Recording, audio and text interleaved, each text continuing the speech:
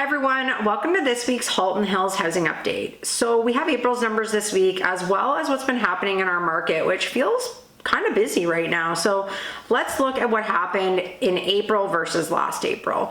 So in April of 2025, our average price was $1,084,000. This past April, we are at $1,024,000. So we are technically down about 5.5%. But the good news is we are back to normalcy. We really have been sitting between 1 and 1.1 million, but then last month we dipped below 900 for the first time in almost 6 years. And that was pretty crazy. And so we really needed to see some of our higher price point properties selling.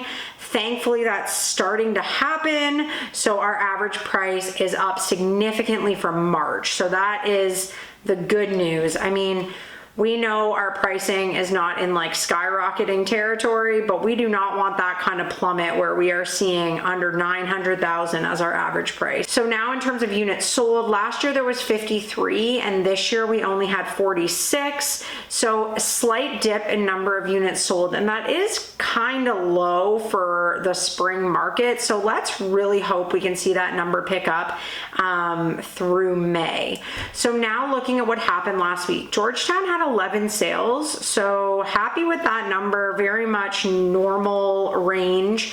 You know, in our busy markets, we see over 20 sales a week, so we're definitely in just kind of like a normal market.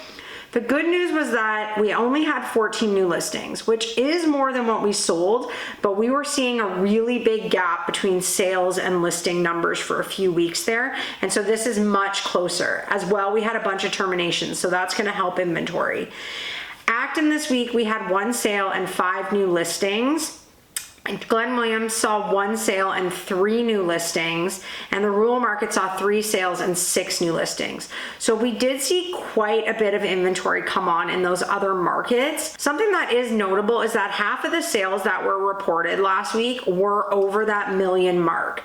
So I was talking, it felt like for months, about how we were not seeing a lot of sales over $1 million, but last week we had half of our sales over that million mark, and we really need to see that market starting to pick up, so that is good news. So in terms of terminations, expireds, all that, 11 properties came off of the market last week, which is a pretty high number. That definitely helped with our overall inventory because 11 properties exiting really closed that gap between new listings and the sales. 7 of them went down in price and 2 of them relisted at the same price just to freshen up the listing. So when we're looking at active inventory, we're actually down slightly from 209 to 205 active listings this week. It is still over that 200 mark, which we don't really love to see, but good news that it is not like skyrocketing at the moment. Maybe we're stabilizing here. In Georgetown this week, we're actually down from 128 to 122 active units. And so that is good news for Georgetown. It felt like we might be entering the market where we were going to be piling on for like months. So this was a nice week to see sort of a dip there. Under 800,000 is up slightly from 24 to 25 active listings. There are so many properties available under 800,000. Like if you are a buyer, this market is not going to stay here forever, and we know where our pricing can go when things pick back up. There are some really great properties. Like if you are renting and you have any ability to find a way for a down payment, this is the time to be thinking about it. The numbers are really good on so many properties.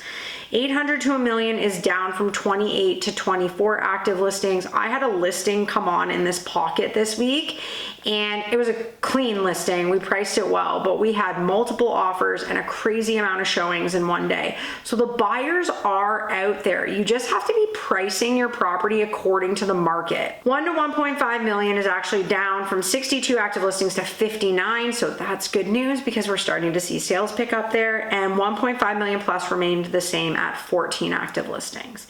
In Acton this week, inventory climbed from 26 to 28 active listings. Glen Williams remained the same at 9, and the rural market remained the same at 46. So like I said, because of those terminations, it helped to balance things so that nothing was seeing a huge inventory spike, and actually we saw a dip in Georgetown. So that's really good news. I think the good thing about this week is that our average price is back to our normal range that we've been seeing over the course of the last 12 to 16 months. Last month was like almost like nauseating. It was like, oh my gosh, like we had not seen those numbers in so long. So I think that April was a win despite our units being down.